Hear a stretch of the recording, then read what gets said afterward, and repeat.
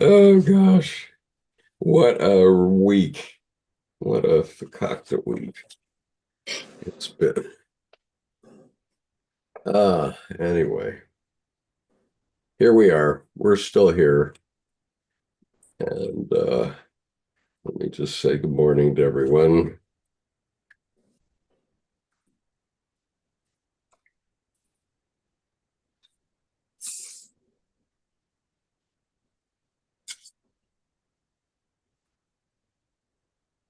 Okay, so we have begun. I'm going to pull this out in just a moment.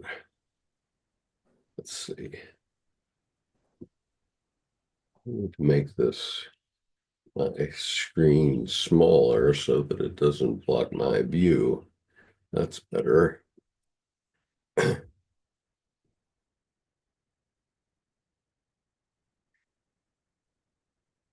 All right. May the fourth be with you too. Debbie got me on that one this morning. um, it's Star Trek Day, Jordan.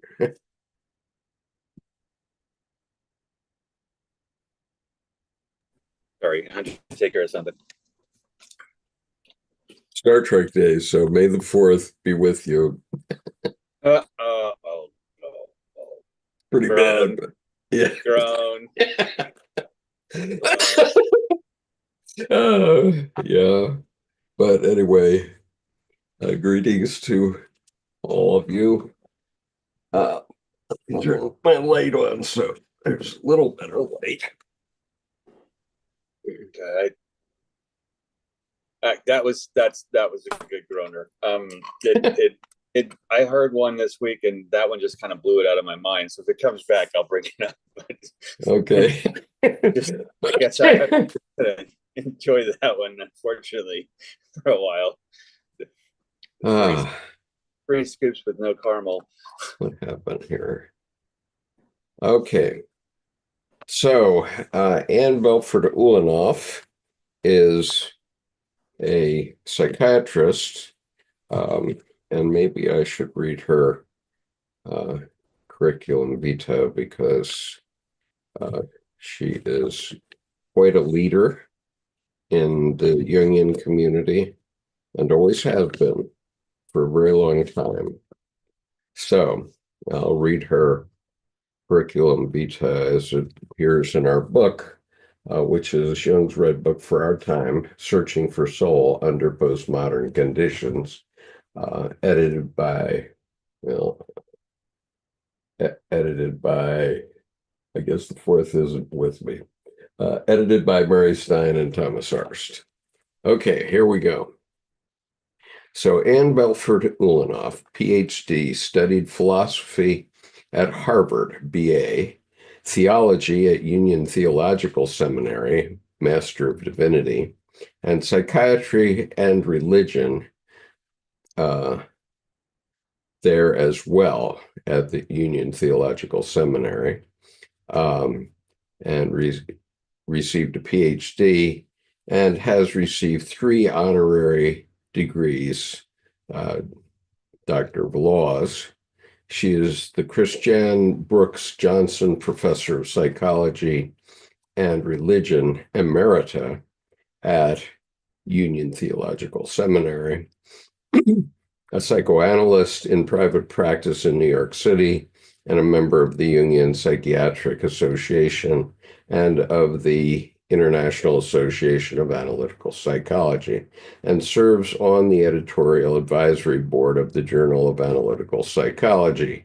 Author of 6 books with her late husband, Barry Ulanov, among which are Religion and the Unconscious, The Healing Imagination, The Witch and the Clown, Archetypes of Human Sexuality, and by herself, author of 16 books, among which are Female Ancestors of Christ, The Wizard's Gate, Picturing Consciousness, The Functioning Transcendent, Finding Space, Winnicott God and psychic reality, madness and creativity, knots and their untying, the psychoid soul and psyche, piercing space-time barriers. She is a graduate of the C.G. Jung Institute of New York and recipient of many awards, among which are the Oscar Pfister Award from the American Psychiatric Association for distinguished work in psychology and religion, the Gradiva Award for Best Book in Psychology and Religion, 2002, and the Vision Award for the National Association for the Advancement of Psychoanalysis. And I will leave it at that. So she is retired. She's emerita from Union Theological Seminary. But at a time when I was struggling with my own psyche and what it means vis-a-vis the religions that are sold to us in the West, I came across her work and it helped me quite a lot. And so I can offer that. Any comments, Jordan, before I begin? It was peculiar, the Harvard philosophy degree, and then it went into psychiatry. And it's my understanding you have to get an MD, medical school. No, you go. I'm sorry, she's not a psychiatrist. Okay. I misspoke. She studied psychiatry.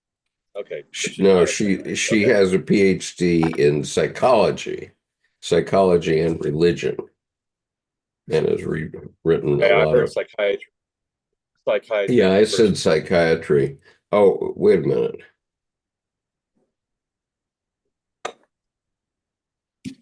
Okay, this is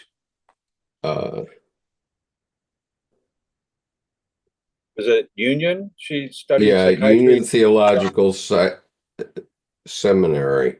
She studied psychiatry and religion there as well with a PhD, but she does not have an MD, so she's not a psychiatrist. She's a psychologist.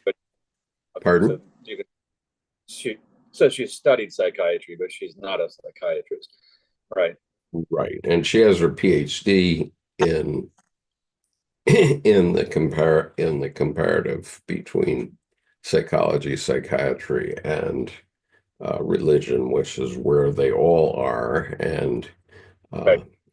as I know and have over 35 years worked my way out of it, they can make us crazy. That well, yeah, and I appreciate that, because I'm more and more I attempt to not use psychology, because, for example, if I water a flower in my garden, it's going to get stronger. And with talk therapy, you're paying attention to thoughts. That's rumination. So you don't know why you can't solve the problem, because you don't notice that you're strengthening the problem. And I think just like a shoreline, or just like anything else, demolition by neglect. Ignore it, forget it, let it erode, and don't believe everything you think. Let the weather just wash through. So, I mean, to me, the only psychology I really think I consciously use is, if I feel anxiety or chatter, I'll sit back in the feeling function and let the weather wash through. Yeah. Because anxiety, I think, is usually an illusion or a fiction. People say, "Oh, I have anxiety," and that's like virtue signaling and cry for attention. When the reality is, if there was something that really was going to give you anxiety, your life is on the line, you would have already acted before Sure. you thought about it. I mean, life and death situation, you don't sit back and ask for permission. You don't need your field trip permission slip signed by your parents, Right. to So we have do something. a longtime friend here on the chat who is just in case. He says, "Hi, fellas. Long time no see. Hey there. am away deep in Swedish forest. Just got the internet here after months without. I see that Jordan now got the same haircut as me. Nice. Good Yeah, to see. something like that. Good to hear Uh, from you. yeah, it's good to hear from you, and it's an honor to have guests from far away. Always is. And And I have to say, whether it's intentional or not, um, the pun in your name, just in case, is kind of funny. yeah, it is. Okay, so now we're going to go to Anne Belford Ulanov's excellent essay entitled Blundering into the Work of Redemption. And by the way, after I read this, I arranged to do an interview of Anne Belford Ulanov, Dr. Anne Belford Ulanov, and it appears in this YouTube channel if you put her name into the search function on YouTube, you will find her. Uh, so it so blundering into the work of redemption. It is hard to write on the red book. You touch it in one place and all the other places catch your paws like tar baby. The trickster as Brer Rabbit tricking the wolf now tricks us. How to find words for the adventure in Liber Novus without draining away its life, as well as draining the journey stirred up in us reading it.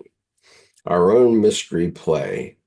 We get abstracted by our interpretation or submerged by unconscious currents carrying us out to sea. Of course, Jung's critics want to say he is mad. That is the best protection against being initiated into our own task of linking the below and the above. Okay, Jordan, comments here. Yeah, my singular position on most of Jung's critics when they say, he is mad, I'm like, you say that like it's a bad thing. Why Yeah, right. why why are you so afraid? Why are you so timid? Why are you so polished? Where's the rough geode? Where's the discovery? Where's the wonderment? Where's the art? Where's the messy brushstrokes? Where's the messy life? And Right. um, the whole, the want to say is mad. I mean, look at Nietzsche. I mean, you might hear that and you focus on him, and you might be led by the bull ring in the nose to believe the bullshit. But if you look at it in context, his sister was just jealous, Mhm.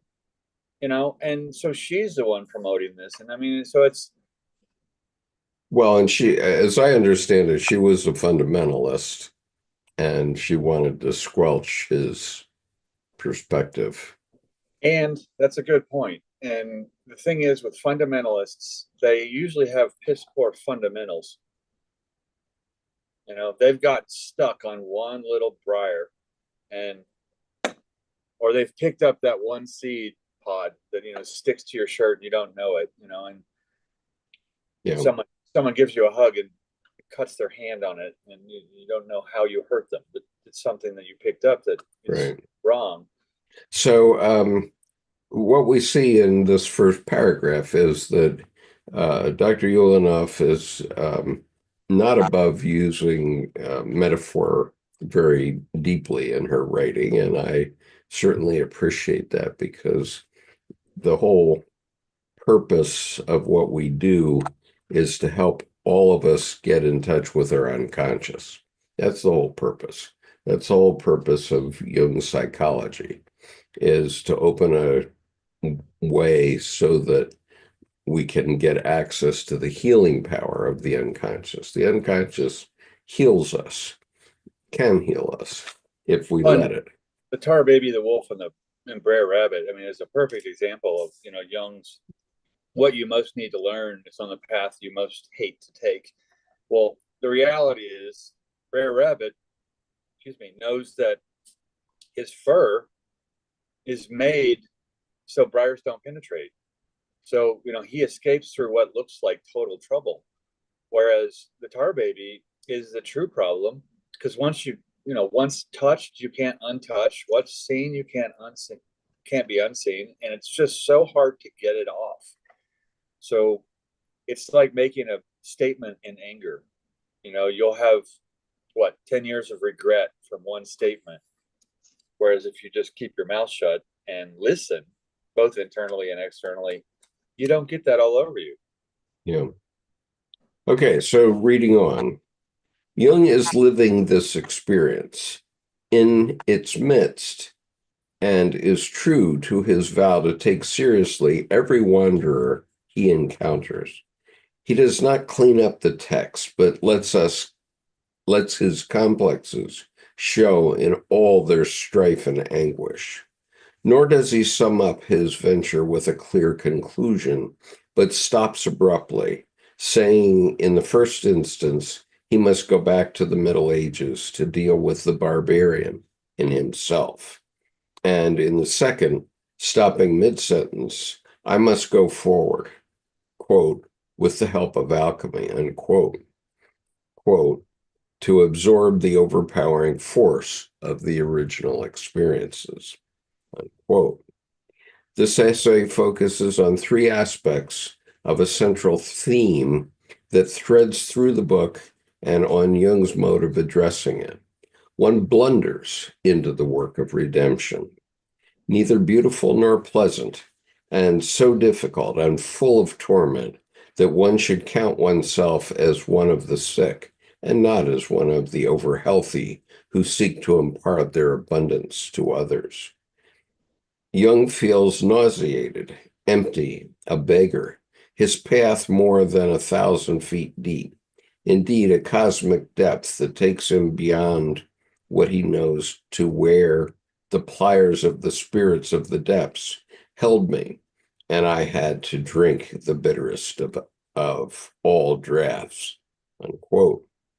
Redemption means being saved, claimed, made good, recovered, regenerated, reformed, what Jung calls smelted anew. His mode of apprehending is blundering. The comment, Jordan. I like this paragraph reminds me of the Fool in the tarot, Yeah, where you're starting over, but not from scratch. You're starting over from experience. And I think when I say comfortable with the not knowing while daily getting all the stuff done, I'm not saying lazy. I'm not saying slothful. I'm not saying mush mouth thinking. I'm saying that I have no control. Instead, I navigate. And I think that applies to this, where smelted anew. The thing is, that's implying it was already complete. It was already fully formed. And then, like a chrysalis, it transforms. So I think that his mode of apprehending is blundering, where each paragraph as a single thought, no need to come to conclusions, where you just have a comprehension, a clear understanding of his eternal moment, the present. yeah, absolutely. Okay, I'm going to, or I'll tell you what, why don't you read the next bit, and I'm going to look up a biblical verse that I have in my marginal notes. So Cool. Let me just finish this side note. yeah.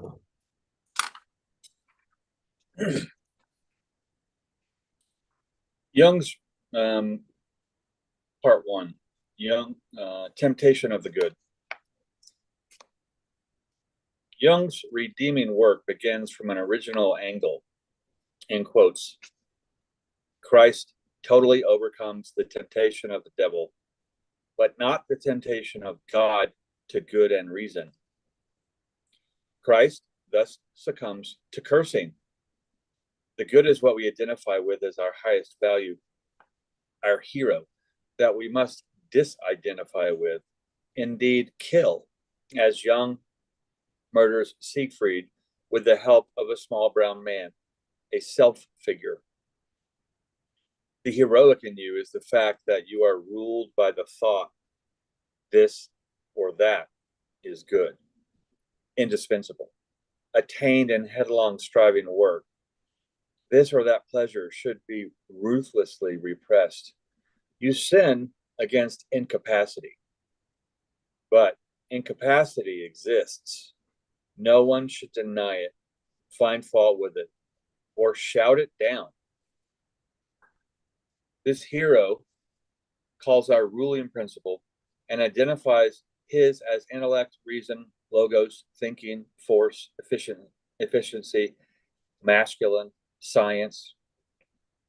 God has become identified with only the good of our developed ruling principle that excludes in us and in our culture the bad, leaving it to the, in quotes, mercy of decay.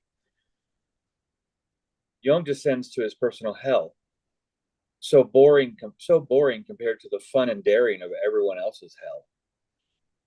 There, he must deal with the rubble of everything he shoved off the table as bad, stupid, sinful, that now leads him to develop his incapacity, from which emerges paradoxical intelligence, knowledge of the heart, eros, feeling, feminine, and what he calls magic, which we need to receive or invoke the communication of the incomprehensible.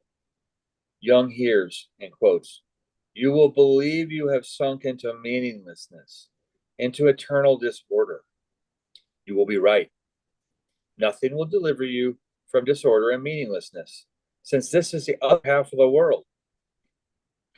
But for him who has seen the chaos, there is no more hiding, because he knows the bottom sways. Even Jung, hard at work, writing his red book, the soul chides, and us too, the author is toiling over chapters for 3 volumes on the book. Do you still not know that you are not writing a book to feed your vanity, but that you are speaking with me? Jung takes 25 nights in the desert to awaken his soul to her own life until she could approach me as a freestanding being separate from me. Okay, interesting. And I don't know why I put this side note in this book at the moment, but I will read it to you anyway. The biblical reference is Matthew 21, 18 through 20. And the title of it is Jesus Curses a Fig Tree. And here's the verse. Early in the morning, as Jesus was on his way back to the city, he was hungry. Seeing a fig tree by the road, he went up to it, but found nothing on it except leaves. Then he said to it, "May you never bear fruit again." Immediately the tree withered. When the disciples saw this, they were amazed. How did the fig tree wither so quickly? They asked. You want to comment on this, Jordan? Yeah, in fact, you've got a secret hidden right in that. The tree withered, listening, as if it had fruit. Yeah. Figs aren't fruit. Figs are inverted flowers pollinated by a fig wasp that breaks down and decays inside. So you're not going to find a stinger, when you eat a fig, but that the tree would listen, may you never bear fruit again. It had never borne fruit before. Its flowers are pollinated by a fig wasp, and the figs are inverted flowers, so that it listened to something that it is not. It listened to something that it was told. That's a nod to say no is a complete sentence. No is a complete sentence. So I think I'm glad that came to mind for you. That's perfect, because the thing spoken to believed something that it was actually incapable of. Well, and you can imagine how speaking with a child and Yeah, that's saying something inappropriate to them, something nasty to them, could cause them to wither easily, yeah. very easily. Well, and you get the concussion blast, and what happens is they're so soft still that all the ripples don't bounce off Yeah, or can't be ignored. They're still, I hesitate to say looking for approval. They're still in such a, everything in their environment is formative and yeah, generative. And so the discernment, I think, rather than approval, it's more the discernment hasn't flowered yeah, yet. And so they don't know how to basically cut the crap. And right. they take it because they have inherent trust, that naive piece of just because you're here, they don't know evil yet. They don't know bad. They don't know harm. And that it creates a delicate quality that it also, you don't want to treat them with kid gloves either. So there's Yeah. there's a there's a funny fine line there. Funny fine line. So there was a interesting incident this morning because Debbie woke up and found in one of her social networking feeds a photograph of our president dressed as the Pope that was created by artificial intelligence. And it was published by him. That's what she told me. I did not see it in the original, but um, if true, that's that's an individual who really needs encouragement, obviously. Well, Uh, I want to say something because I think a lot of people have lost history and are basically being told, to not bear fruit when they're just fanatical. Um, Obama said we need tariffs in 2008 to regain control. Everyone cheers. Trump says it, and everyone goes, bat crap crazy. And what's the difference? So I think that the little bullies on the school ground that we have in politics right now, everyone wants to hate someone. I keep coming back to where's the other? Debbie's where's the other? well, And the the other, president is definitely showing the other when he dresses himself up as the Pope. well, but That's where that where's reflects profound neediness, it seems to me. it Uh, seems to be an attempt at humor. I mean, there's poking fun, parody, satire. It's so lost. I mean, people take everything so seriously. Where's, when half the stuff is irony, or people are just ignorant and don't even know. They yeah. don't even know they're saying one thing and meaning another. I mean, use of the wrong word. I mean, people, oh, Pacific. Well, it's not the ocean. They're trying to say specific, and things are so skewed that way. I mean, the whole where is the capital O other comes to mind to me almost too much that I try to ignore it. Where someone starts talking about politics during the week, and I'm like, that's personal. I just don't want to go either way with them because they're gonna have some kind of they're Well, gonna have some assuredly so. Um, derangement syndrome, whether it's y- one or the other. I mean, it seems to me to be a mental illness, frankly. I mean, the lack of discernment and the belief in one indoctrination versus another. Um, I don't need to be led by the nose. I mean, I yeah, don't. everybody can make their own judgment Yeah, if they see this photograph on whatever social networking it may show up on. Um, and for my part, I find it pretty tasteless, but I'm that's just me, and I don't think it's for the president of the United States to be a comedian. Um, so well, yeah, and the it's thing humor. is, It is humor at some level. the thing It about shouldn't be that AI, level. Pardon? the thing about AI is it's AI, so that the quote unquote he issued it, well, could be just as made up as well. I don't know. I don't know because I did not see it. As I said at the beginning, I did not see it. I don't know the source of it. This is what my wife said to me. And so The everybody problem can with make their own AI, judgment. I agree with that. I agree with everyone can I make think their the own problem with judgment. AI is that Well, it's not AI. AI made the image, but AI did not publish the image. right, but we don't know who did, even if it came from the original. I mean, there's a hack, there's an actual did it. The problem with AI, it's the hugest, most problematic blackmail tool there is. And you could live a straight-laced life and do nothing untoward ever, have no decisions of your own, and be made to look like a crook. I mean, so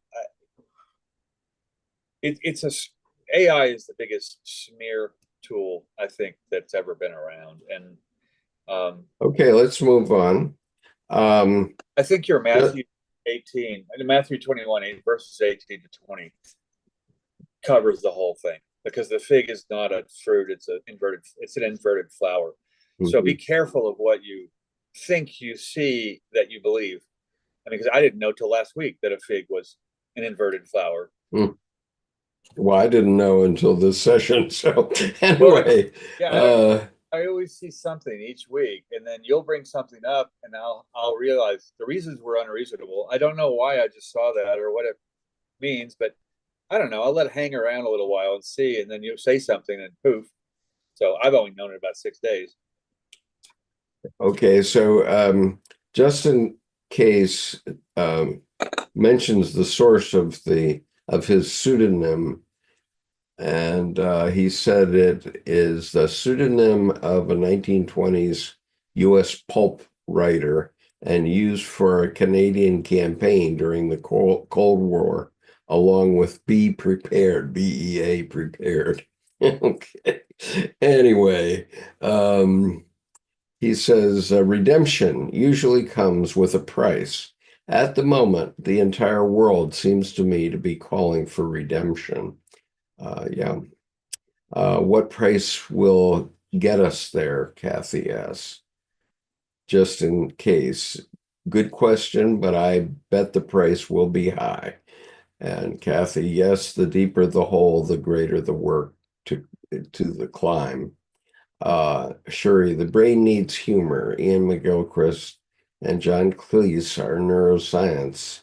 Uh, how to explore the place of imagination in our lives and culture, drawing both comedy, philosophy, and creativity in our lives. The longer miasma existence is the longer a miasmic existence is tolerated, the more festered it becomes. Did you see one of the Gaza beaches and resorts with Trump? That's AI also. The question is whether it's humor or pathology. And State of Awakening, Trump posted on X and so did the White House account. Okay, so moving on.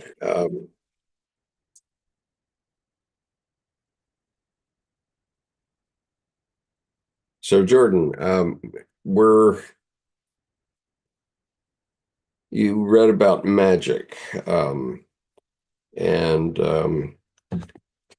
magic happens um, because one can see the future, actually. And so a magician uh, is someone who can create an illusion um, from that will mislead a lot of people. That's what a magician is. And but the kind of magic Jung talks about is a kind of magic which is that of the prophecies, where prophets could see the future and have expectations about the future.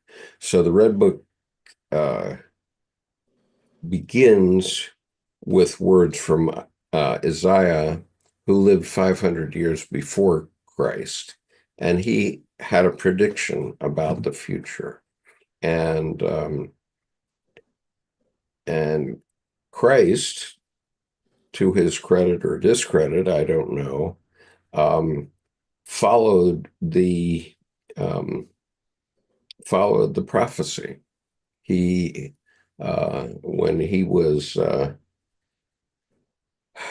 when he was beginning the march into Jerusalem, he needed a donkey, and he asked one of his disciples, "Go find a she donkey and tell the owner that your master has need of it, and he will let you take it." And that the reason uh, that would be true is because Isaiah 500 years earlier predicted it, right? Well, and that's a really good story, because, for example, at my table, people say, "Oh, get my future told. You tell me my future." Like, I'm no fortune teller. I just work with context. And what's interesting is, like, whether cloudy or rainy or clear, I find it's I see to what my liminal horizon is. Sometimes it's further than others, sometimes it's not. Other people, I think, have either a greater distanced liminal horizon, or time is fluid and they don't have an horizon. So I think that's understanding how the psyche works, or understanding, actually not how it works, understanding that it works differently between person to person. Maybe Absolutely. maybe structurally it works identically, but functionally, I think people have a different some people have perception. That's taught, learned, and believed. Could be faith. Some have perspective. That's the eternal moment, just what is. So Mhm. I try to have a perspective so that I'm not, all jumping to get hot and bothered because one thing irritated me. Where if I call it my DGAF meditation, don't give up, fill in the blank meditation, where I care lots, but I don't take it personally. And then that way I can sift and gold pan what I actually allow in. So I think your idea of there with, Jesus, he's following the prophecy, Isaiah 500 years before. Mhm. And four psychological functions, an epic being 2,000 years. So he's following the previous psychological functions gift, feeling following intuition, thinking following feeling, sensation following thinking. I mean, I have an intuition. Reasons are completely unreasonable. But then what do I feel about the intuition? What do I think about what I feel about the intuition? And then what do I do about what I think about what I feel about the intuition? And I think then that's a 1, 2, 3, 4 of just a four-cylinder piston of life. You're just moving along, and all four are functioning at the same time, sometimes at the same time, sometimes alternately.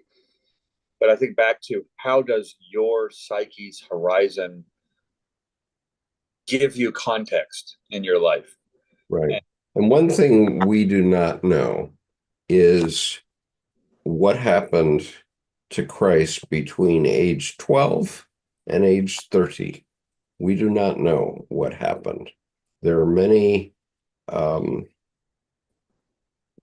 there are many hypotheses, including one Buddhist monastery in India, which claims to have relics of Christ, claims that he lived to be 80 years old, and in its temple they have relics of Christ. well, and that's time span is important, because at 12 he turned over the tables of the money changers. Right. And so um, in a sense, he was a little Chiron, Hmm. Chronos sun, upstart, Right. Sagittarius, Centaur. You get the gambler, drunkard, break all the rules, or all those things. Except, what did he do? kind of the equivalent of being sent off to military school. He's sent off to learn Latin and Greek and philosophy and art and music and language. And what happens is it takes all that Negretto, raw, dark, messy, rough content, and it cracks the geode open to be the shiny jewel that they are. So that, I think the Buddhist monastery scenario, maybe it makes too much sense to be worth a damn, but it feels, it feels to be one of the more lush and robust trajectories to get to where he got so early, because 33 is 9 years before 42, and 42 is usually when people birth the rest of their life, what they truly are. So when he then birthed, he is then the Messiah, as it were, early bloomer. But early bloomer because, living in a Buddhist monastery is probably more ascetic, more rough, and probably more rewarding than going to military school. It's not just discipline, it's you're honing life, not, formations or kata or predetermined stuff. Well, what we do know is that Christ did have to run away from Israel. And according to the Bible, he ran to Egypt with his mother and other members of his family. And then we lose him to history for 18 years. And so in that time, I mean, even Marco Polo's trip to China, which happened in the 14th century, didn't take that long. or it may have taken longer than that, but it only took 2 years or something like that to get to Beijing in Marco Polo's time, and there was trading through that all along. So, well, and I think it's worth saying, I'm not going to take a position either way, but apropos to today's times, the money changers were Jewish. They were immigrants. They took the job that no one else wanted. No one wanted that job. mm-hmm. So I'll just leave that out there for people to play with. Not good or bad. But it's interesting then the persecuting the bank is, basically Jesus is persecuting the bank, or demand, as it were. I mean, so you can play some hippie games back and forth with that. Okay. All right. Whatever side you want to be. Yeah. So we're at this last 3 lines on this page. Jordan, is that right? 72? Yes. Okay. Jung approaches redemption with a new perspective. Just as Christ tormented the flesh through the spirit, the God of this time will torment the spirit through the flesh. God does not appear in the flesh, but in spirit. What is done to this God, you do to the lowest in yourself. Who should accept the lowest in you if you do not? Radical acceptance of all parts of us reclaims what has been rotting in our own personal hell. The location of transformation happens now in us, in the sight of the innermost, our psychic soul, not outside us in God's laws, teachings, or ideals of art, justice, and reason. The beginning is always the smallest. It begins in nothing. I see the little drop of something that falls into the sea of nothingness, where the nothingness widens itself into unrestricted freedom.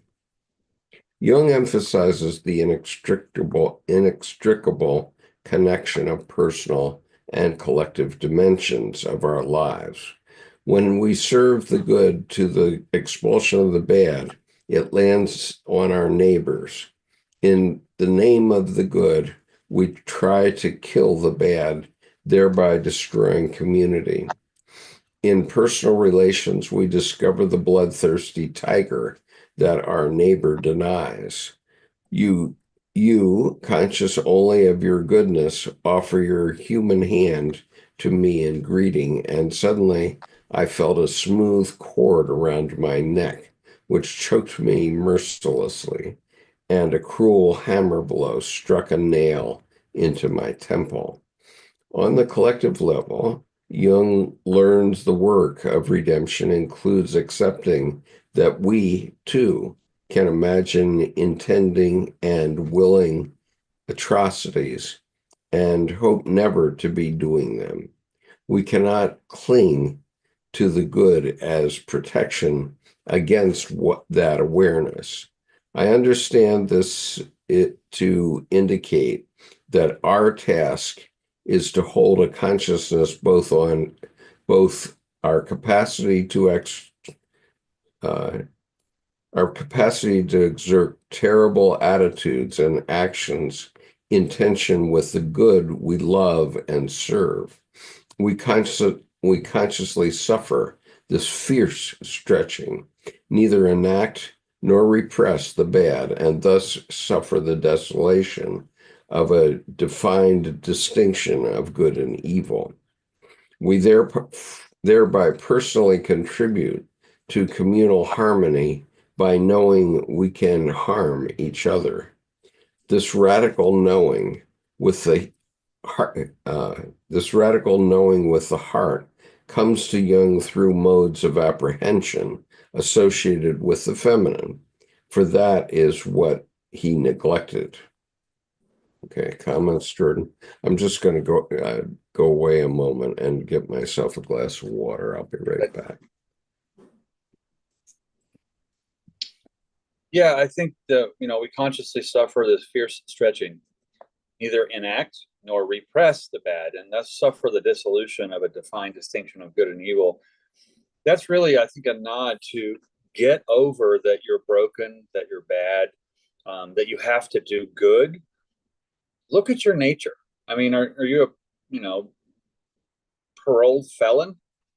I mean, no one was born a paroled felon. So this idea of original sin, I think, is kind of hidden in this, where it's unnecessary.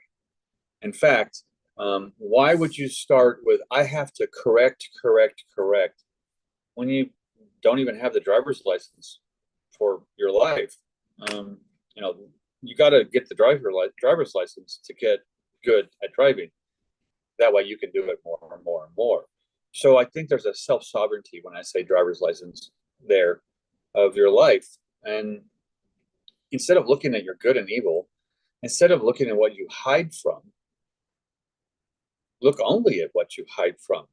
Why are you only in one place rather than being all of you all the time? And not to make sensory overload of it, but literally to exhale deeply and give your heart a lot more breathing room. And I think then what happens is when someone tells the truth, there are no harsh truths. Whatever happens when someone tells the truth is the best thing that could ever happen. So I think it's and waiting for this piece until Skip gets back here. I'll wait to finish up here. But now you have your headphones. I think the idea here is make shame walk the plank. Yeah. Don't look at how good or bad you are. Look at what you are. Period. Not dispassionately. Absolutely. Just with perspective of what you are. Don't be ashamed of it. And I've kind of been waiting till you got back for this. We start fictions and stories with once upon a time, yeah. And then here comes the lie, or it could be a metaphor like Brer Rabbit and the wolf and the tar baby. But Koreans start off stories with back when tigers smoked. And you see this tiger with this, nice cigar, and he's got his legs crossed and he's in a recliner, and it sets the tone for, oh, I don't need to worry about being tricked. I'm just hearing a story. And so, especially with politics now, I look at every time I see something, I start to think back when tigers smoked. So I know, is it AI? Is it truth? Is it trying to influence me to look somewhere instead of looking somewhere else? Um, but I think this, when we consciously suffer this fear stretching, neither enact nor repress the bad. I'll stop right there, because what happens is you're not born a paroled felon. What's everyone apologizing for all the time? And it's like all the PC behavior. It's like, it's just, if you let go and give your heart enough breathing room, you probably aren't mean. You're probably not aggressively angry. And it's like Jordan Peterson says, you know, be capable of be capable of destruction. And Yeah. it's not doing nothing, which is weakness. It's actually being dangerous, but navigating with it under complete control, where it's not going to just pop out. It reminds me Yeah. of when kind of people, when you ask them a question, they feel assaulted. And that's just because of probably over scolding, who knows, or some kind of, they met some malevolent person they haven't gotten over. But you have to approach them then with statements instead of questions. Otherwise, they feel like they're going to say the wrong thing or get in trouble or something like that. So I think this dissolution of defines distinction of good and evil, where, you know, I have experienced it, but it's really rare that I experience actual evil. There's petulance, there's petty, there's naive, scoldy.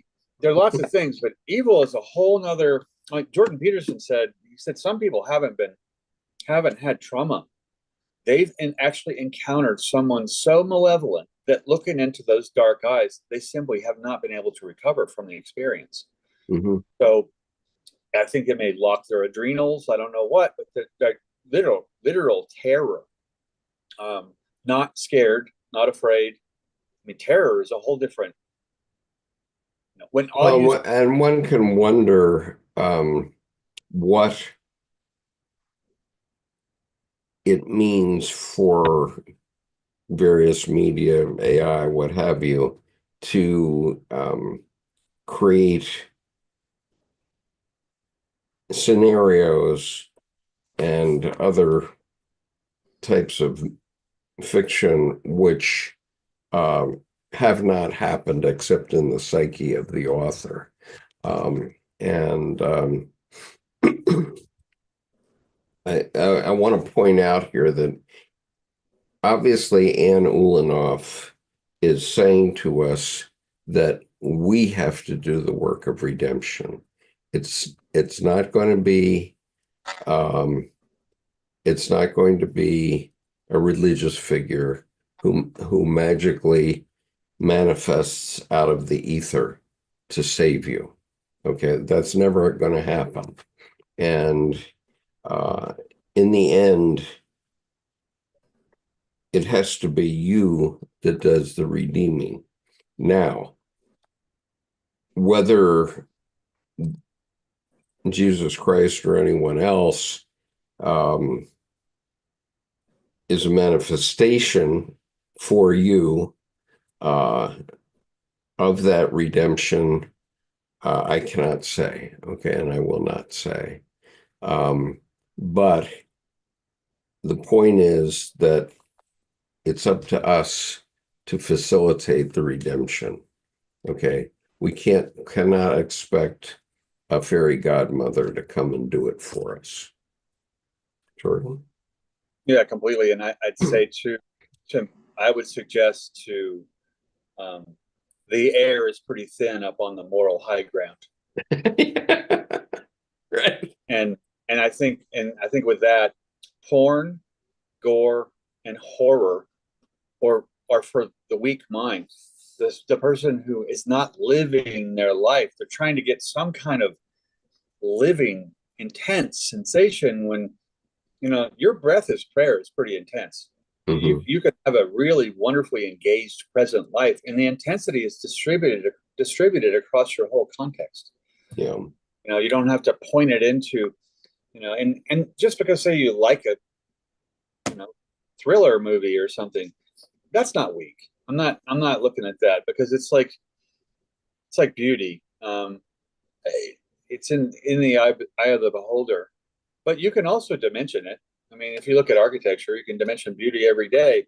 But the reality is, other than structure, anything decorative or anything formative is a matter of taste. Yours, mine, others. So I'd say, like Lincoln said, learn from others' mistakes. You don't have time to make them all yourself. So there is that. But if you're not making mistakes, you're not doing anything. So I think getting over the shame of incorrectness. Every time I'm really proven incorrect, I actually have joy enter, because now I know I'm going to learn something. Mm-hmm. I had a lie I was living, and that's kind of an extreme way to put it. It's just more of an incorrectness or uncoordinated something that just Sesame Street. Which one doesn't look like all the rest of them? But I think this whole modes of apprehension of the feminine that he neglected. Well, it's him coming of age to be both and. He's around age 42 when all this began, and that's when you birth the rest of your life. And instead of good and evil, or this circus of hell that everyone, Dante's 9 levels. Well, the level above the lowest level is betrayal. So that's what one person can do to harm another. And that speaks, I think, volumes about the fine distinctions of good and evil. Yeah. Are you a betrayer, or are you an honester? Do you tell the truth in an air of truthfulness, not just little pieces of bread to the ducks, which actually you shouldn't do because it bloats their stomach, or to the fish. Anyway, soapbox. I'll step up. Okay. So as I look forward in this essay, there are quite a few zingers and 10 more pages to go. And so I would urge you not to expect that we're going to get through the whole thing today. Yeah, this is a long one. Yeah. And the next subtitle in the essay is destined to raise some thought. And here it is: Changing Gender. Jung changes gender in his Red Book, returning to his masculine identification enlarged and made more fluid. His mode of, wait a minute, turn the page. This is what happens when you get old. Your fingerprints get worn off and then you can't turn the page. All right.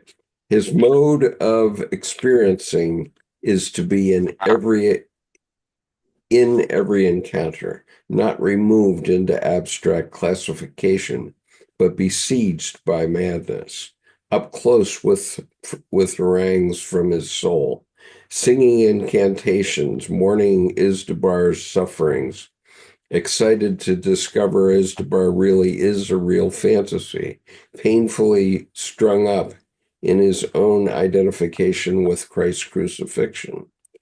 If a feminine mode of relating is to be in the midst, touched, immediate, Jung is visibly here, even in a lonely, ignorant wanderer. Only gradually does he rescue ability simultaneously to be in the midst and reflect, previewing an expanded capacity for masculine and feminine modes at once.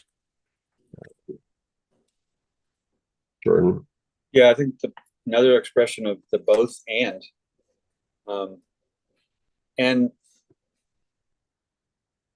personally, I've stopped using anima and animus and stopped using masculine and feminine, not just because gender is all the rage these days, because I think once you integrate it, And I don't see an issue with saying they're integrated. I mean, it's not a lifelong process. The lifelong process is living with both of them, not Yeah. achieving the dance. The dance, when you just leave off the adjectives, leave off the philosophy, the dance is my left side is my generative side, and my right side is the enforcer formative side. So and I, instead of left as female and right as male, we all each have both. So I think that we all each have both. Learning the dance, sometimes I'll look at, is what I'm doing generative? Is it formative? And then I'll realize that's too general. It's kind of hocus pocus. But if I look at, is it kind? Is it alive? Is it necessary? And is it beneficial? Or is it erosive? And then I can make the determination of, well, shall this continue? Or honestly, is it grandma's roast and I cut the ends off? You know, that whole story. So I think getting past indoctrination, I mean, dancing your own life both and the disappearing path, understanding that the other is always present, but I don't need to think about it all the time. I think it's a matter of action instead of planning. And then you can, that nothing occurs from the planning. It only occurs while you're in action. It's like, I guess Picasso said, inspiration comes while I'm working. Right. Okay. Jung becomes pregnant. His soul as womb gestates and gives birth to the new God. Later, he becomes pregnant again with another child that might be understood as his work from which he must differentiate himself to let everything sprout. The son grows out of himself. The myth commences. The one that need only be lived, not sung, the one that sings itself. The son, his work, he contributes to collective life. Jung returns to his garden. For while he is a woman gestating and birthing a child, he becomes himself a child to the God, a state he finds humiliating and shattering, but also that reaches a presuppositionless consciousness, full of divine astonishment, chosen over the ashes of rationality. This child consciousness that is free of constricting prejudgments is not the withering deadness of childishness, but the entry path of what is to come. The God is a child, and Jung is a child serving this God. He sees all of us, the spirit of man, as a conceiving womb of God. I think that, simply put, reasons are unreasonable. And that's the heart of curiosity and wonderment. Yeah. Childlike connection instead of childish. It's like childlike connection instead of childish adult indoctrination. Having perspective. Kids have perspective. They'll say it as it is. And people laugh because, wisdom out of the mouth of babes, I don't think it's an accident. It's not like lightning striking random. I think what happens is they simply see what is. And they don't have conventions and conceptions that they need to abide by. And I think they have the obedience to nature as nature rather than trying to be obedient.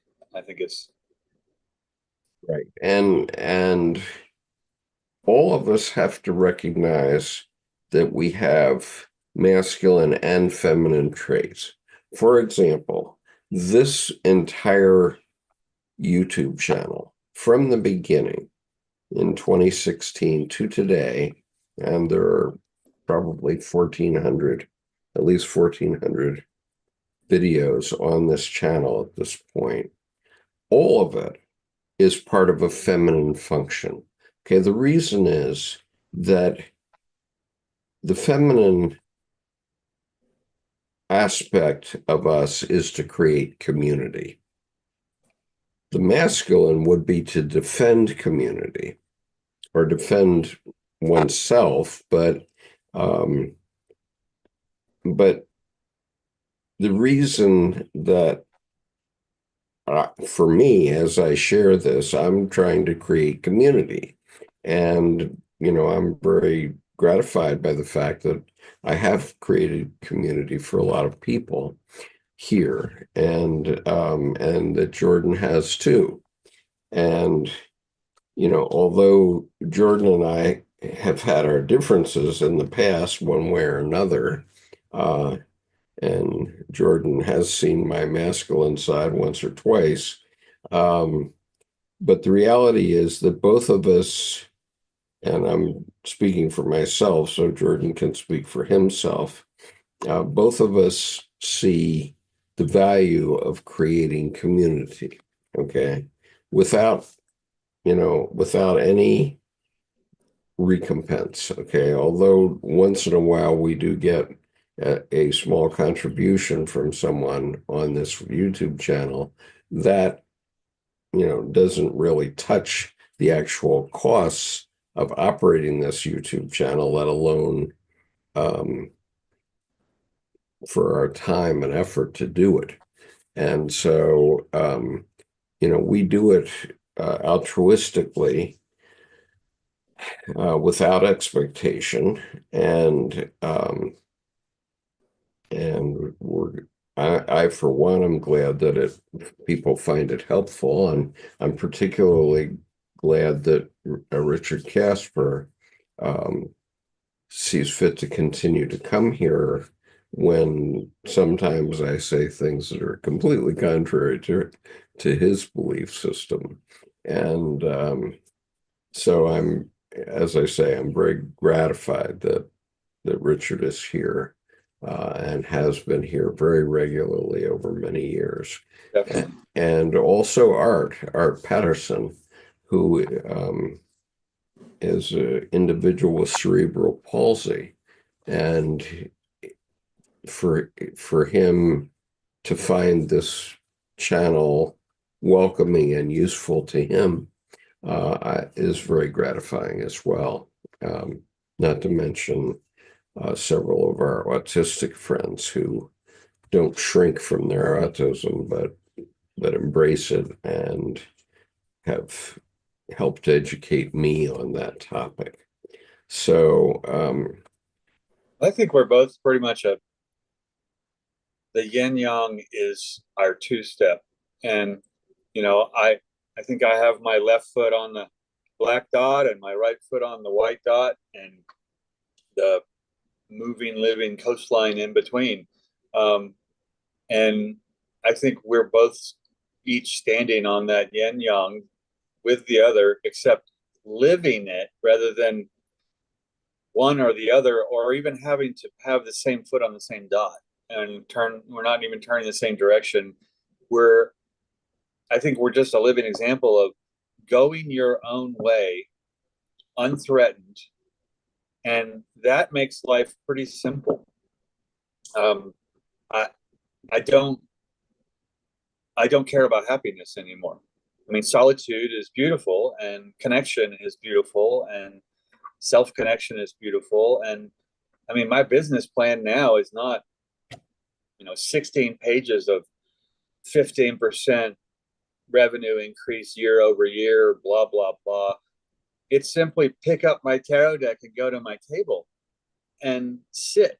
And it's interesting because it just came to me that, the whole masculine feminine piece, the generative and then the formative, defending, the community, generating the community and defending.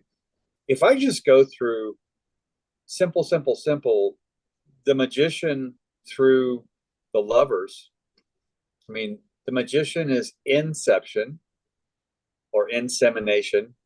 The high priestess is conception. The empress carries to full term. The emperor establishes the identity, boundaries, and defends that. The Hierophant brings the spirit down to the earth, and then the lovers cause connection there. So, I mean, et cetera, et cetera, et cetera. But that's really the individuation process also. Yeah. So I think this, the Empress being the universe, that from which all emanates, that it's like Juno, the mother of heaven. No matter where I start with mythology like that, it's kind of always a step behind. But I think it's important to understand that generative feminine piece and the masculine formative piece, and that both men and women both each have both, and not just inverted. I mean, they're whole different shades of gray, so to speak. Yeah.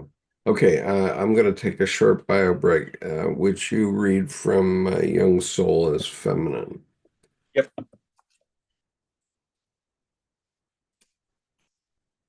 Jung's soul is feminine and not maternal or any kind of motherly container, exclaiming in response to Jung complaining of hardship, woe, wanderings, I am not your mother.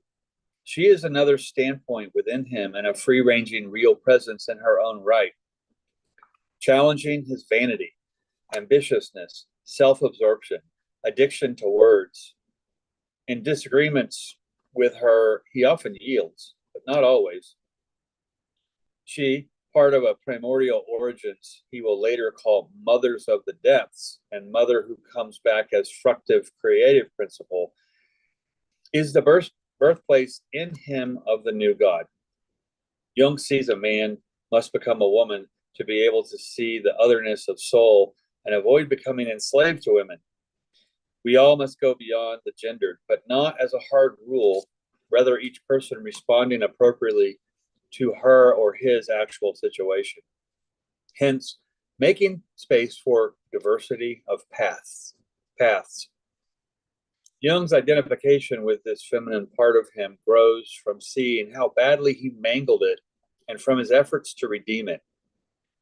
Salome first appeared as crazed, blind, murderous, bloodthirsty, and grows into a sane, sighted, womanly presence. She desires to give her love to Jung. He recoils. He fears intimacy with another would stifle his freedom and impose the burden of her life on him.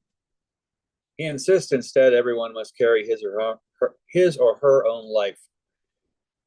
He encouraged his wife and mistress to find their unique paths. Yet in writing and living the Red Book experience, Jung's actual dependence was heavy on Emma Jung, who raised their 5 children, sustained a steady home, presided over a big house, staff, finances, became an analyst, and helped to inaugurate the Analytical Psychology Club, allowing Jung freedom to create his new vision of psychology. For that, he depended absolutely on Toni Wolff, who received and interpreted his fantasies and collaborated in creating new ideas of psyche, for which she received no official credit or footnote. Jung said of his Red Book experience, you need another, and probably a woman. And of his soul, he said, I found you again only through the soul of a woman. Toni Wolff was his soul companion for a time. And now, and how can that be credited on a book's title page? Became an analyst and presidential force in the Analytical Psychology Club's life. Depending on these 2 women simultaneously, the 3 of them, privately and in public, suffered and enjoyed the pairing, so unconventional at the time, with sadness and gain to each. Jung presented seminar material on his Liber Novus ventures, depending on members to receive and validate his psychological experiences. Jung relied on some women colleagues' responses to chunks of his manuscript. He salutes the many women whose work and analysis helped him gather into theoretical articulation a feminine capacity within a man capable of enkindling relationship between conscious and unconscious. Thoughts? Well, I think that this is, absolutely true.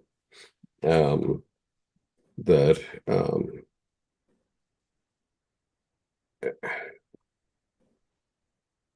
I think that all of us are dependent upon one another at at various times in our lives.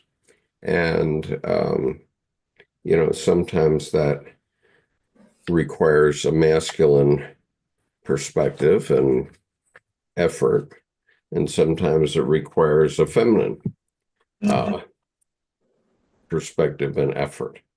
And I will readily admit that my wife is often more masculine in her perspective than I am. But yet, uh, I also say that when it comes for care for her mother, her perspective and behavior is very feminine. And and on the other hand, I proudly wear my insignia of the U.S. Marine Corps here on my chest, and knowing that I do not represent the stereotypical Marine in any way, shape, or form.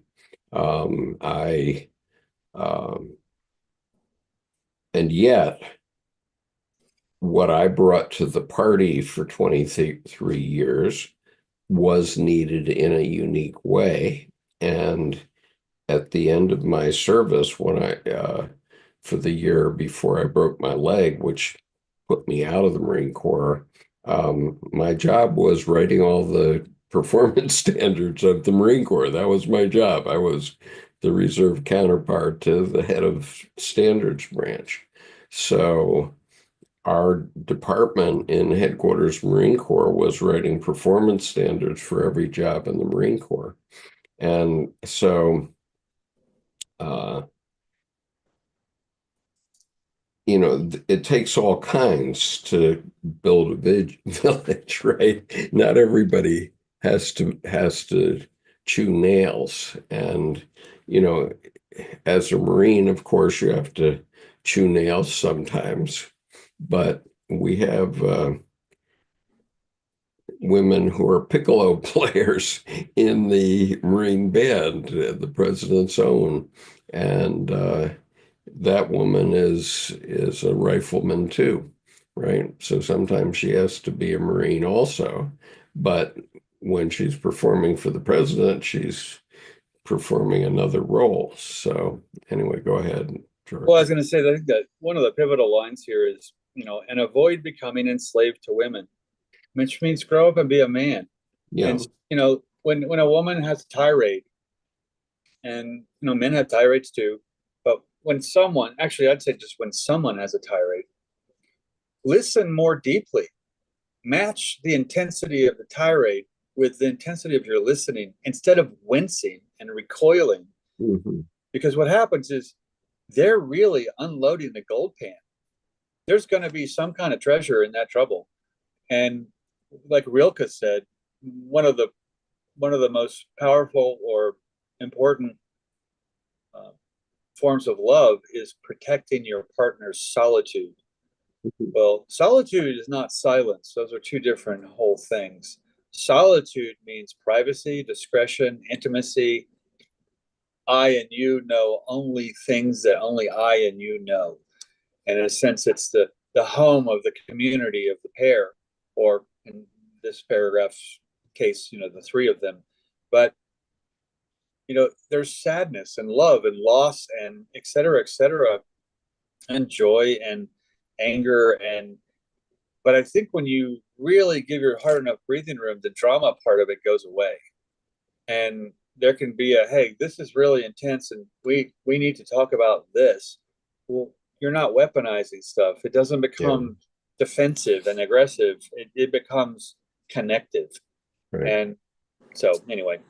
Well, I need to correct an opinion here. Cherie says, Skip, did you know that in Baltimore, Maryland, that the Navy has taken out all the books but the fascist ones? Well, absolutely not. That's not true in it particularly. And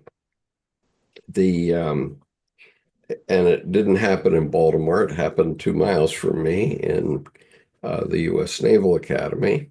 And the the powers that be in our current government chose to ban 450 some books or something. And I don't know what books. I haven't looked into it. But they've been taken out of the library at the U.S. Naval Academy. However, the U.S. Naval Academy library is an immense place. It does not have only fascist books. That is absolutely untrue. Okay. And the interesting counterpoint to that is that a retired commander from the Navy um, has a bookstore in downtown Annapolis, and he has taken it upon himself to stock all those books. And the midshipman, one on weekends, one often finds midshipman in his bookstore, which also has a lovely coffee shop. And so whoever came up with that nutty idea to ban those books uh, hasn't achieved very much except make themselves look silly. Um, I also think we should note the historical context of the use of the word fascist. That after World War II, in the late 40s and early 50s, it became kind of a social tool to call whoever disagreed with you fascist because it had such a charge to it that you didn't need any facts to substantiate it, and then it would turn the tide against someone else for absolutely no good reason whatsoever. So, right. and And you know, the word communist is used in exactly the same way on the opposite spectrum. and It, honestly, very Joseph Goebbels. You know, blame everyone else for the wrongs that you have done. And so when you look at that, that a lot of people, if they're really being sensationalist, they're probably confessing very clearly to you exactly what they're doing wrong, almost asking to be corrected. you know, And you know, and that to me is the most naive self-sabotage there is. And so I think when you use the word fascist, I think it's important to decharge the word yeah, before you apply it to see, are there actual facts that would substantiate that label? yeah. And you know, I come from a liberal arts background where um, you know, the perspective is that, you know, no books should be banned. We should have all books available, and that we have to make our own judgments about whether they're appropriate for our society. Um, but attempting to ban them only supercharges them so that now people who want to know what they're trying to ban run to those books or order them from Amazon. I'll bet there's a rush on Amazon for those books now. Yeah, and book burning can be a marketing campaign also to make sure those books start selling more again. I mean, Yeah. and also I think, for example, Pandora, Lilith, you know, these women that are always demonized. To me, if I see a woman or a book worth demonizing, she's worth getting to know a lot better because someone else is just jealous. You know, it's like trying to cut people out of history. The whole Jesus and Mary chain, when they changed in Papyrus 66, you know, changed Mari to Martha by iota to theta, and thus stops that forward progress in the, you know, the literature. Um, that those are cues to, oh, that person's seriously important, you know. Yeah. And you Right. know, too, again, you know, buying into those things is that hypnotized, narked up, drugged up, the air is thin on that moral high ground. You are not thinking clearly. So I think, you know, using the words like that, I find that sensationalist words are not very sensational. I mean, I don't give them props. I give them, oh, wait, you're just parroting something. Yeah.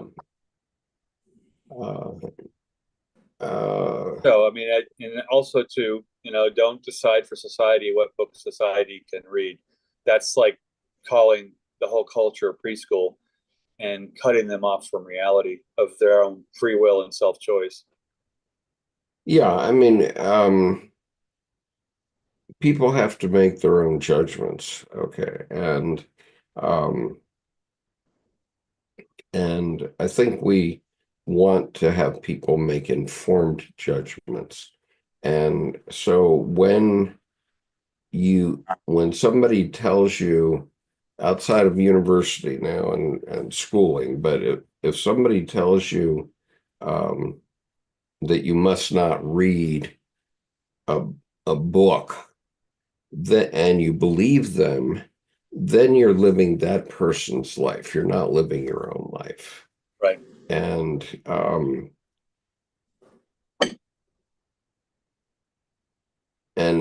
this is a point that Jung makes right at the beginning of the Red Book in the very first chapter, the chapter that some people call the prologue. He he clearly says that we shouldn't live by example.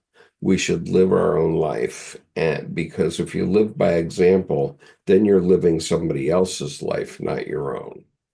And um, and so, you can be informed by example, and you can say, gee, I'd like to be more like that person in one way or another, but you have to make your own judgments, and sometimes they're wrong, and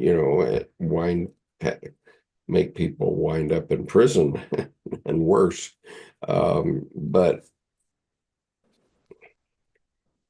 to be that so restrictive as the need to ban books, I think there's over 1,000 in the fundamentalist list, not to mention the ones that were taken out of the library of the Naval Academy. Um, there's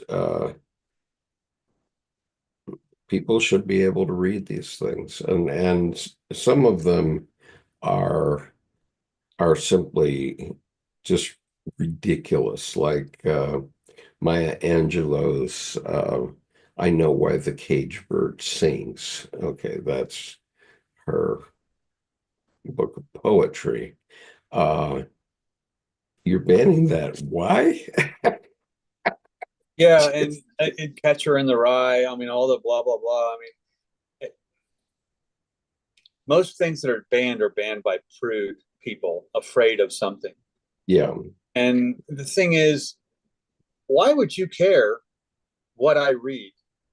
yeah. I mean, okay, good. You're afraid of it. Well, don't read it. Just don't read it. But then And if you, a lot of it has to do with a certain brand of racism that's trying to be fed to us right now and has been over the whole history of the country. And, um, there's this book, 1619, or the 1619 Project. I can't remember exactly the name of it. But basically, what this book does is express the history of the Black experience in this continent. And, I think we all have to make our own judgment. And I think we all have to recognize that there will be all races, all religions, all people of national origin, any national origin that you can name has people who are Americans here. And so if you think you're going to change that and make it all one religion and all one race, I think you're on a fool's errand and need to reevaluate your ideas. yeah, Um, I think that I think the use of all these qualifying adjectives is juvenile. I don't need to sure. be white, black, brown, yellow, American. I'm just American. Yep. And and that also does not matter to me. I'm proud of it, but I don't have the kind of pride that leads me to say other countries are bad. And I think too, a lot of people now, it's so trendy to, if someone disagrees with you, you call them a racist, as if somehow you're being put down. It's just disagreement, and everyone is so hopped up on the adjectives, and now gender adjectives, and et cetera, et cetera. I mean, so I just, two words: who cares? Yeah. You know, it's really irrelevant, and I think it's just distracting people from most of them from a miserable life where they're afraid to Yeah. live. They're terrified. You know, They're stuck in a job. They're stuck somewhere. Everyone can sure. be stuck. I'm sure I'm stuck in stuff that I'm not aware of. I'm nowhere near perfect. Um, and that's not even a consideration for me, because that would sound boring. But I think I try to look not even at the nouns anymore. I look at the verbs. You know, control is a juvenile, weak, incarcerating word.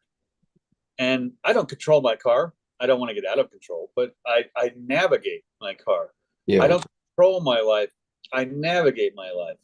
And sure. honestly, in the last 6 weeks, it's like boom, boom. Several weeks ago, I'm walking home, and I'm by this church that has about a 4 foot high, adobe wall, concrete, basically, mud concrete.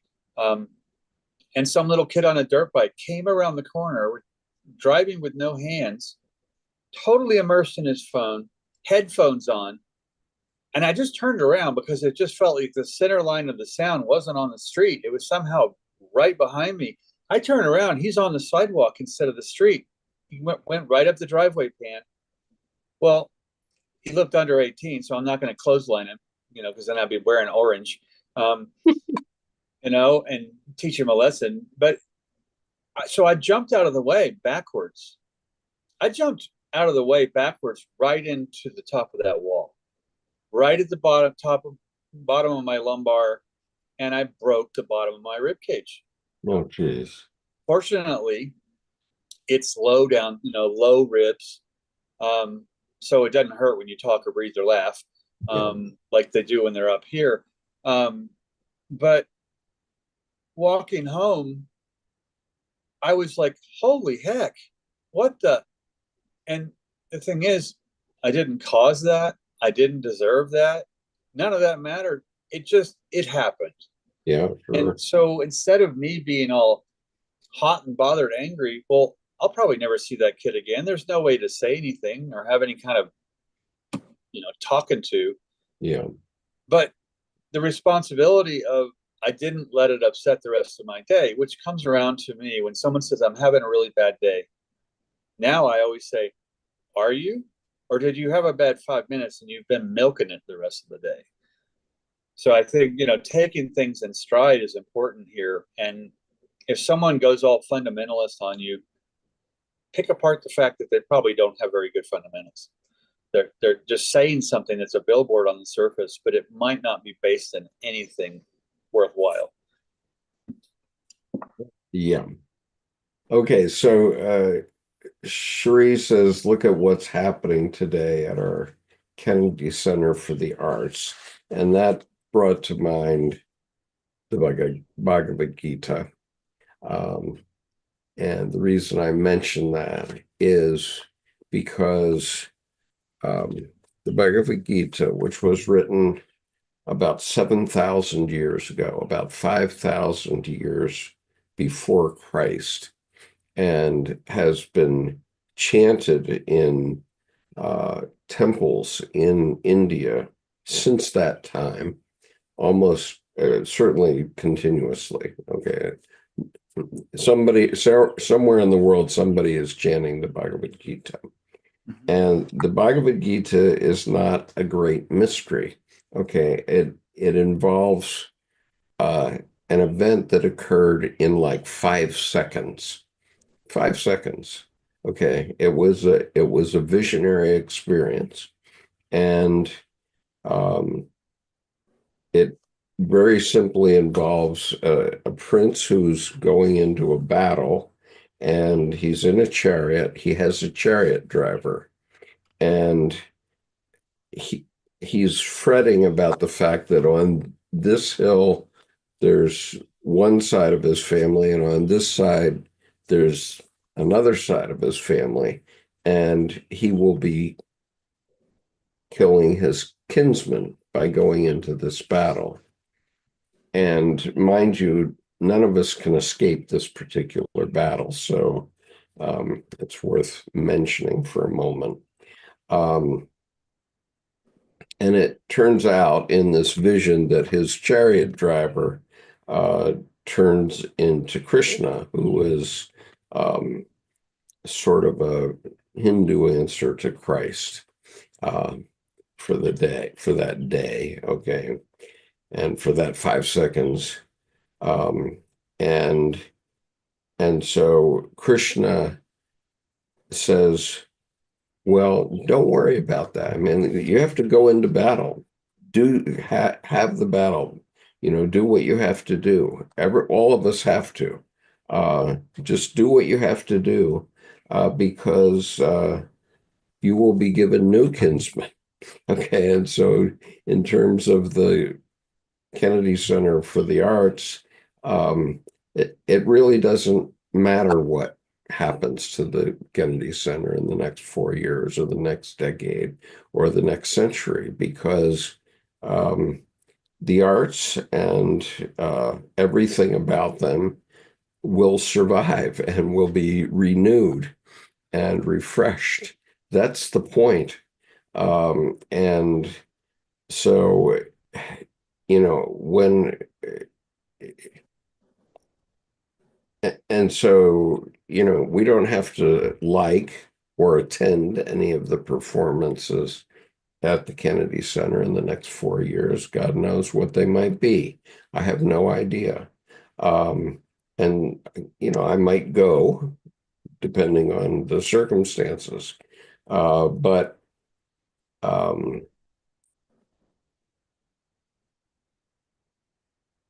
but it will be renewed. If it's awful, the American people will rebuild it anew, and it will be better than before.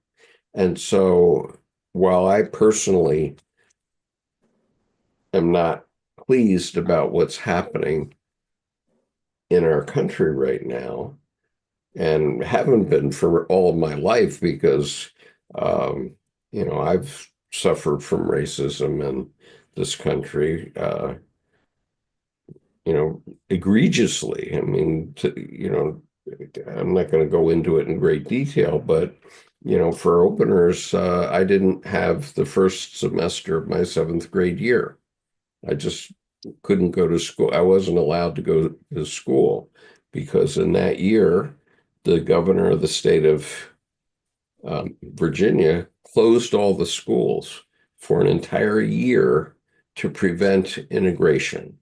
And um, and halfway through the year, after the first semester, fortunately, my father was a naval officer, and we moved to Philadelphia, and I could resume my education. Um, Not that I wasn't getting an education at that time, but we have to, we all have to just get ourselves away from the screens, get ourselves away from the phones, and go to the grocery store, go to the drugstore, go to Walmart, and you know, life goes on. You know, pe- there aren't fist fights over race. There are people of every faith in your grocery store. Is there a problem? I don't, Yeah, I don't see it. yeah. Not in my community, anyway. Well, I see the only conflicts I see in a grocery store are usually between couples who probably really shouldn't be together. I mean, where they're both just nasty. And Well, that's different. That's a yeah, and that's different. matrimonial cultural thing. an anomaly. Mostly when I'm in the grocery store, it's like a sandbox of kids, and we're all smiling. Oh, we're over here at the steaks or at the eggs or whatever, and the, people are happy to be selecting their nourishment. Kids like trying to outvote mom and dad for cookies or this, and they're running down the aisle to bring back the potato chips or and it's this bidding war, kids to the adults, and it's funny. I find that when I go to the grocery store, it's a happy time because I'm seeing all these other people having joy, like someone just totally enamored. Oh my God, look at this strawberry, and or what have you. And yeah, go to the grocery store, and heck, when I have the urge to judge now, I first judge that urge, and then I stop. I'm like, who am I to say something about someone else? That's presumptuous. Now, if they harm me or touch or impact me somehow physically, that's different. But that's an absolute rarity. It's Yeah, I and go to the and grocery store. meanwhile, yeah, I mean, in the movie Gandhi, there was a great line spoken by Ben Kingsley as Gandhi, which I thought was, and I've always remembered this line as really significant to all of us in our lives. He said, "There have been tyrants, and for a time they can seem very strong, but in the end, they always fail.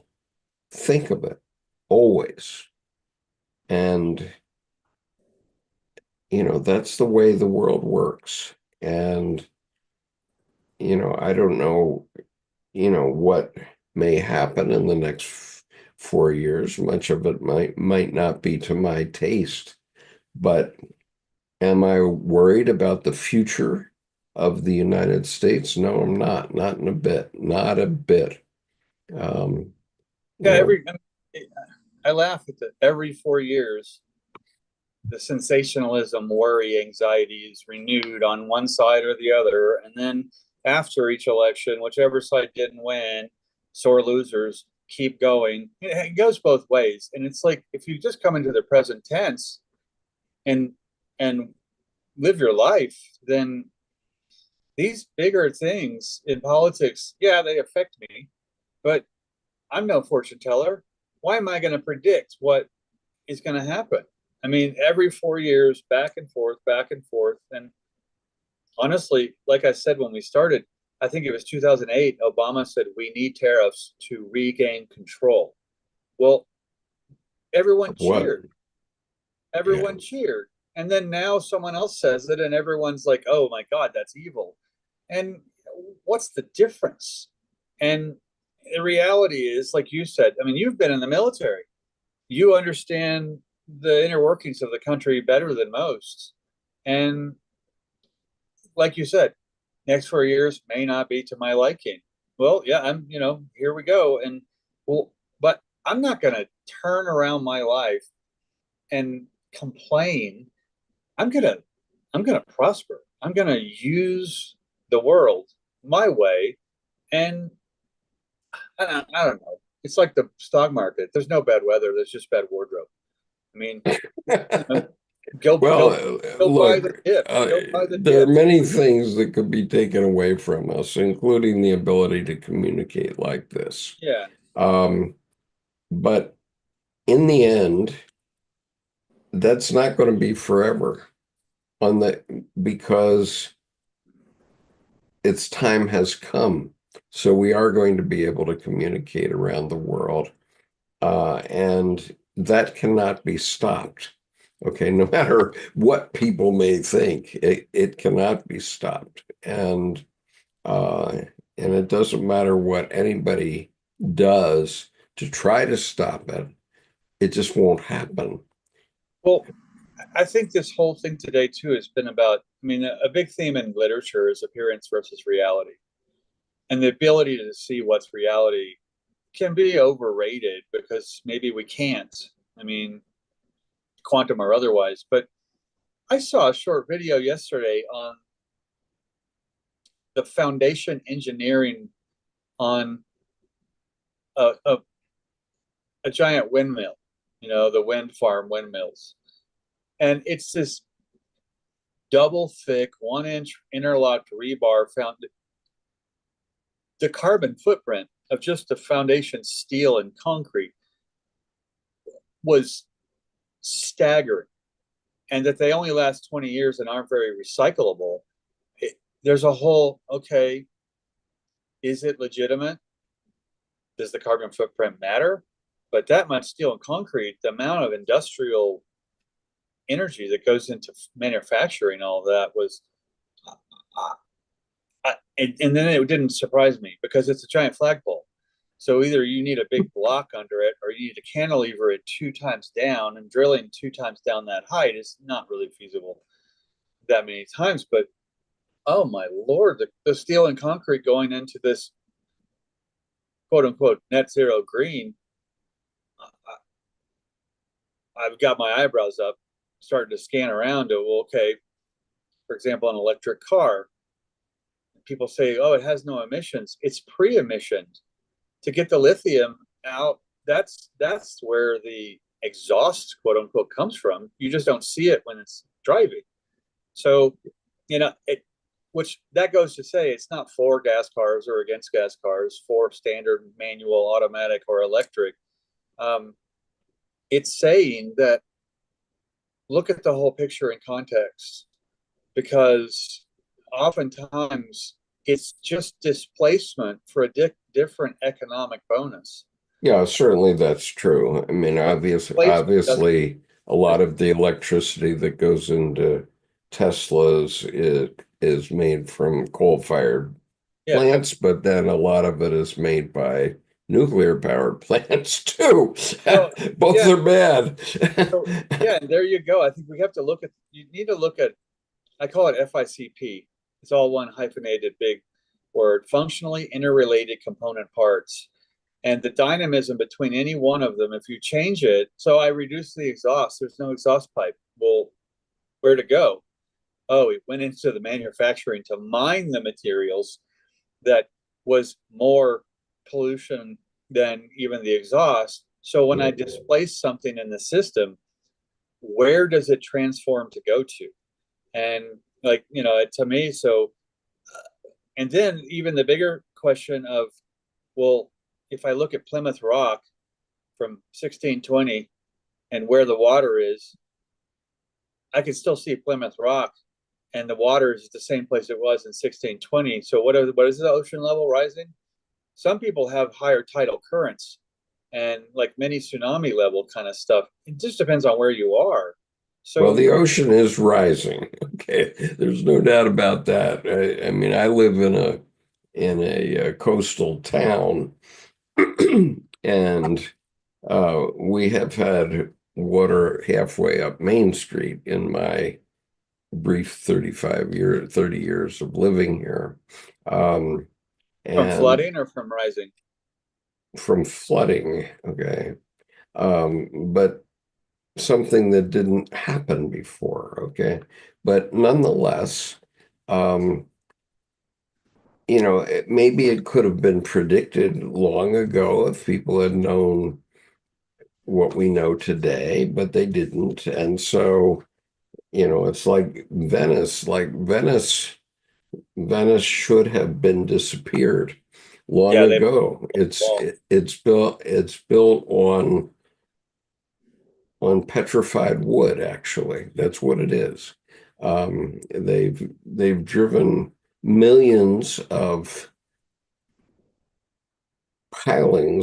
wooden pilings down into the muck, and those pilings have atrophied over the years, and so as a result, sediment gets into all the cells of the wood, and it becomes rock.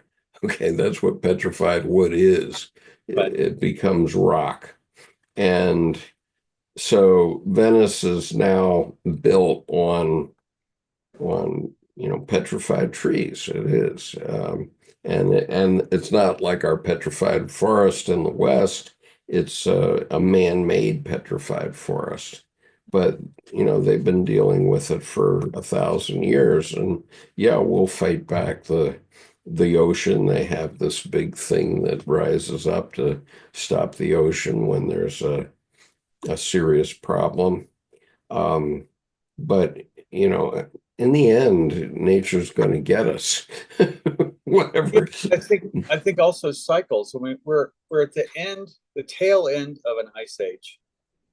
We're in a combination 500 year, 1,000 year floodplain, and that well, that happens every 500 to 1,000. I mean, years. So it's again displacement, climate change, and I look at things. Okay, well, let's help the environment. Okay, that's a good notion.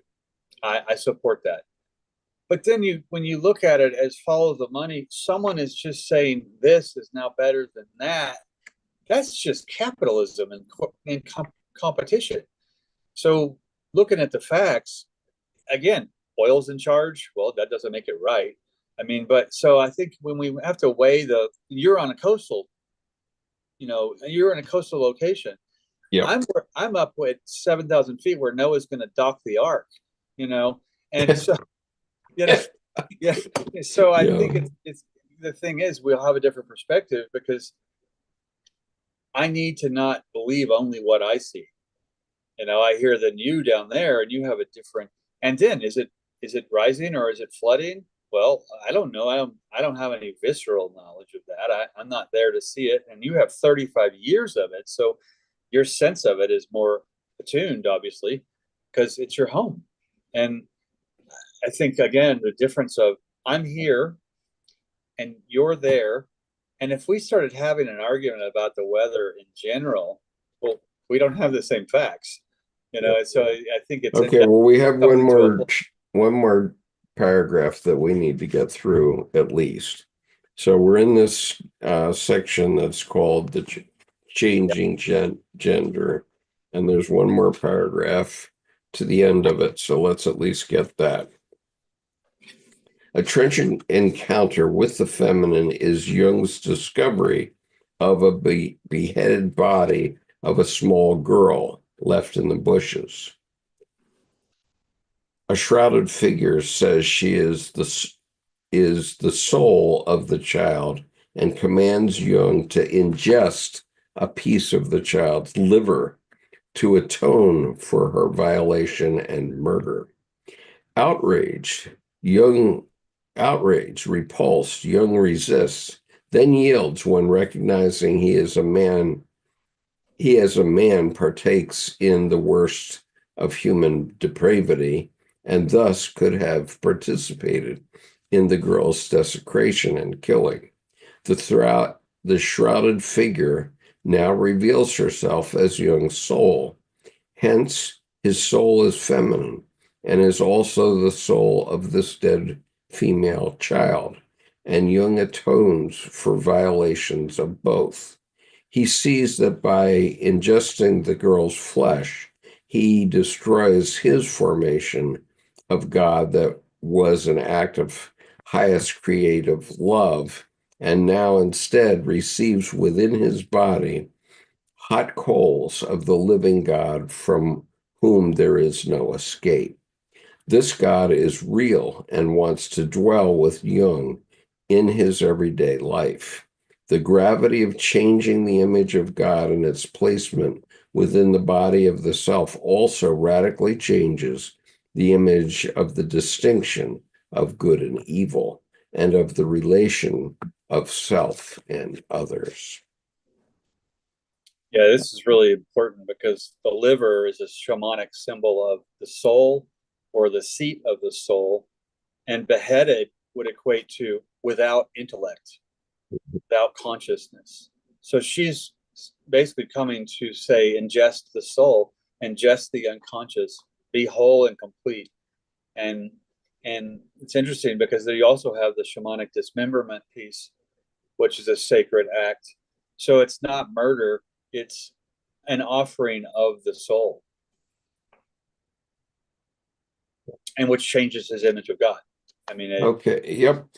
Okay, so the next section of this essay is entitled Self and God. And that is obviously, and then there's another part here, God and self. Self and God, God and self. So anyway, that's obviously an issue way too big for us to deal with now because we've run out of time anyway. And so we will take it on next week. And I hope everybody's enjoyed the discussion today. yeah, have a great week, everybody. Yeah. Okay, so peace, everyone. Have a good week. We'll see you anon next week. And feel free to join us in the advanced reading group. We have currently finished Liber Secundus of the Red Book, and we are about to begin the scrutinies in the Red Book, which is the last it's the last part of the Red Book, and it's about 100 pages. It's going to take us a couple of months to get through that. So I urge you to join us if you wish. Another thing that we're doing in the advanced group is we will be sharing our own works of art, our own works of self, and we will be reading this book, Art and Spirit by Colleen Kubert, and beginning this week. So for what it's worth, please feel free to join us. It's every Wednesday at 5 p.m. U.S. Eastern Time. And we do it as a labor of love as we do this one. And so peace, everyone. See you next week.